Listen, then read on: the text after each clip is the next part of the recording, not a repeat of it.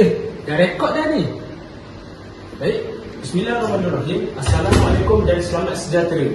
Nama saya Muhammad Syamil bin Zulkifli. Saya merupakan nombor calon yang ke-10 pada calon MPP sesi 2026 dan 2027 ini. Saya mempunyai dua manifesto yang saya akan lakukan. Jadi di video ini saya akan menerangkan manifesto yang saya akan lakukan pada masa yang akan datang nanti.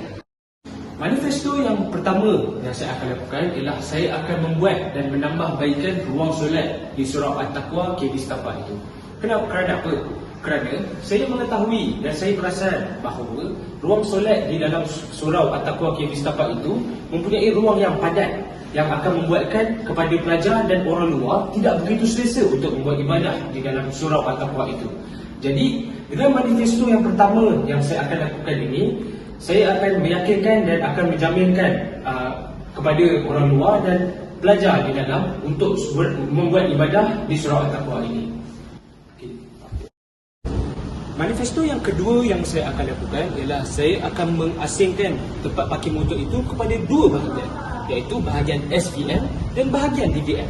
Hal ini kerana saya mendapati bahawa pelajar-pelajar DVM yang balik awal sukar untuk mengeluarkan motor mereka dari tempat parking yang tersesat itu.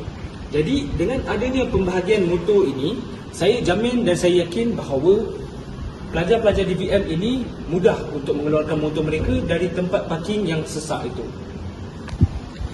Itulah manifesto yang saya akan lakukan untuk masa yang akan datang nanti.